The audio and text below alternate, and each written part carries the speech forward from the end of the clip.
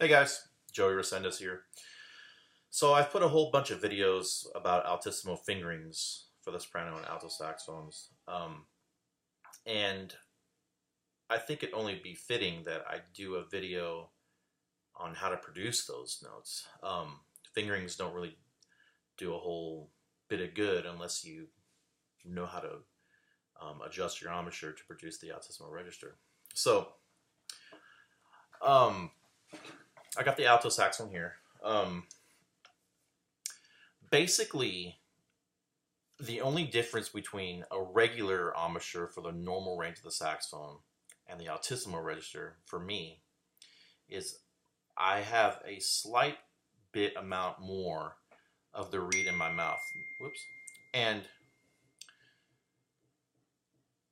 I say that I'm not taking in more of the mouthpiece in my mouth. I'm simply moving my bottom jaw forward ever so slightly to take in a little bit more reed. So from here to here.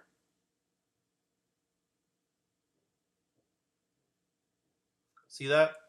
I'm not opening my mouth up anymore and taking in more mouthpiece reed, whatever. I'm just simply sliding my jaw forward down the reed a little bit. Keeping both sets of my teeth, top and bottom, planted exactly where they are.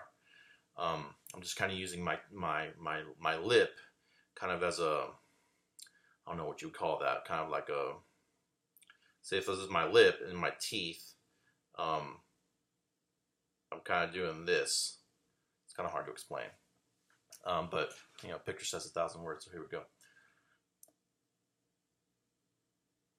There we go. So that's the only kind of difference. And regarding air, you're always going to have fast air, no matter what part of the Altissimo Register you're going to be playing in. It's going to be very fast. You always have to have fast air. If you don't, it's not going to come out. But I like to think of angling my air in a different way when I'm playing in the Altissimo Register. If I'm playing in the normal register, say a middle C, D, or whatever, I'm thinking of blowing my air a straight shot into the mouthpiece, like parallel into the mouthpiece. Now, in the Altissimo Register, I think of slightly angling my air upward.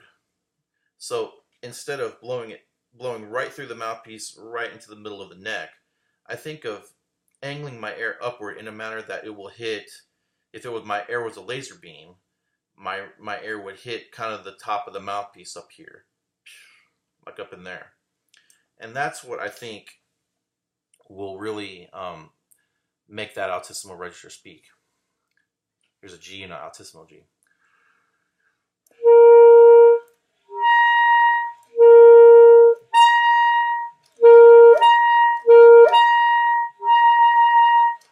Okay?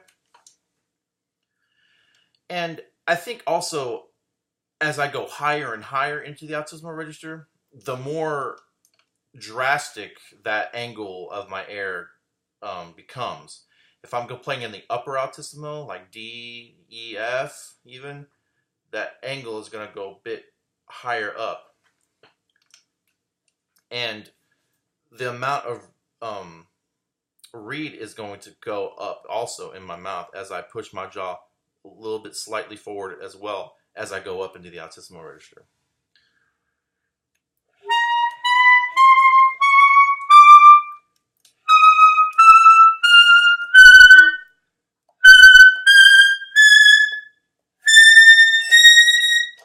It's like way up there. And so those are the things that I really think of as I go up into the Altissimo Register. So to recap that little bit right there, just a little bit more, make my jaw forward, make my jaw go forward just a little bit, therefore taking a little bit more of the reed in my mouth. And then angling my air just a little bit up into the mouthpiece. And also regarding fingerings, I've already done the videos on the fingerings for the alto saxophone.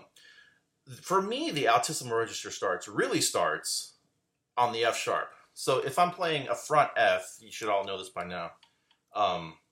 Finger a high C, add your top key up there, and that is an F.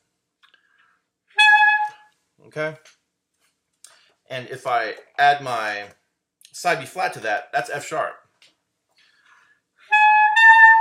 But already there, on that F sharp, I'm already doing that thing where I take a little bit in my mouth, take a little bit more reed, and push my bottom jaw forward slightly.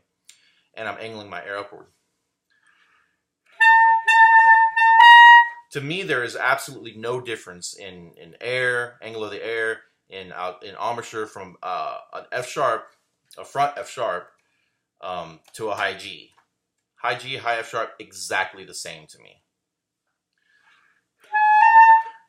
And I think that's where a lot of people, a lot of students are going to run into that roadblock.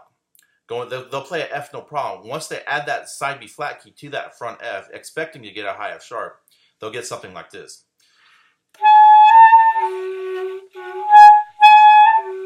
They'll get something like that.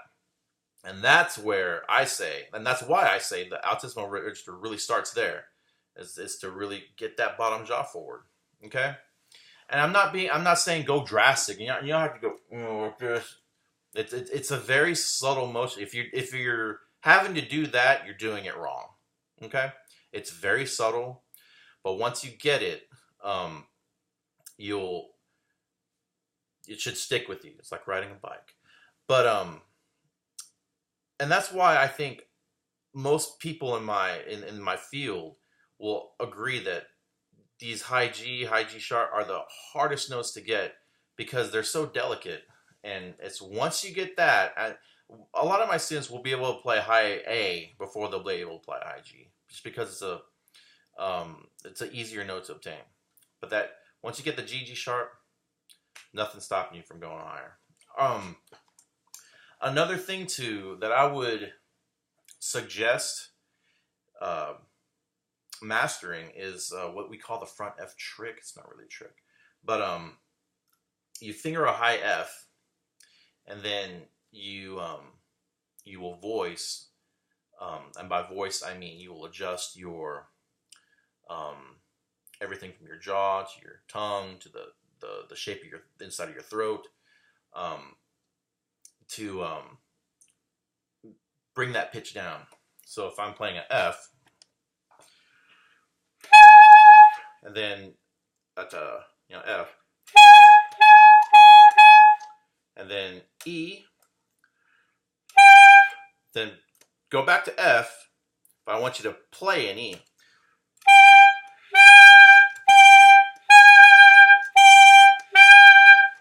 Then down to E flat.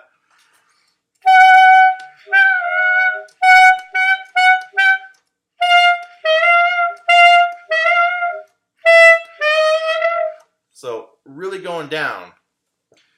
And then once you can do all that, then you practice doing like sirens with that front F. Going down as low as you can, then back up.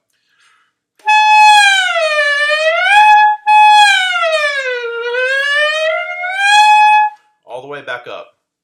And that, once you've gotten very comfortable with that, that will, you'll have that flexibility to place notes in the Altissimo where you want them.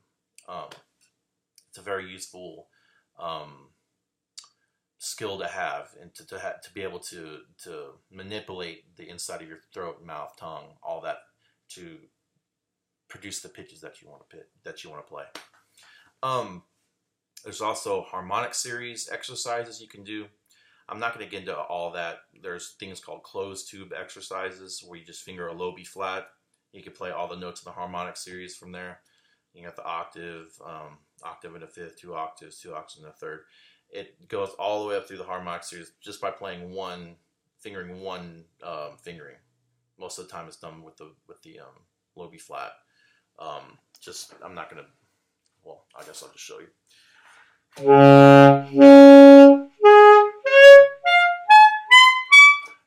All that's done with the low B flat. I just played that last note was a B flat, 3 octaves above the low B flat, and that isolating those pitches in the harmonic series. That's voicing. That's I'm manipulating the inside of my throat, the direction of my air, all kinds of things to isolate those pitches in the harmonic series. There's exercises you could do with that. You could do bugle calls. Again, this is all with a low B flat.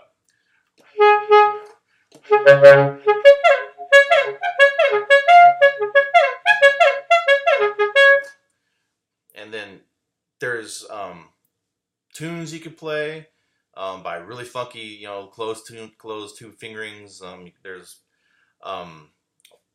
simple, little folk songs that you can practice with. One of the best books to get. There's 2 books I would highly recommend getting to help you on your way to being comfortable in the Altissimo Register. Number 1 is the Eugene Rousseau Saxophone High Tones book. I happen to have it right here. So it looks like there's 2 editions. Get the 2nd edition, it's the newest one. The other book I didn't grab, but it's called Voicing by Donald Cinta and Denise Dabney. And that is where a lot of those closed tube exercises will be. Also has fingering suggestions in here. But those 2 books, the Dr. Rousseau's book, Saxophone High Tones, and Don Cinta's book, who I studied with, Voicing, Approach to the Third Register of the Saxophone. Those are 2 books that I would really recommend getting. I'll see if I can put links to those books in the description of the video. But hopefully that's covers just a little bit of it's just a little bit of a crash course of being able to play in the Altissimo Register. I chose the alto saxophone to demonstrate getting up there with the Altissimo Register. There's so many exercises out there with so many teachers and everything. Everybody's got something different. But I hope this helped. And if it did help, let me know. If it didn't, and you think I'm a horrible teacher, then just let me know that too. Anyways, y'all have a good day. Bye.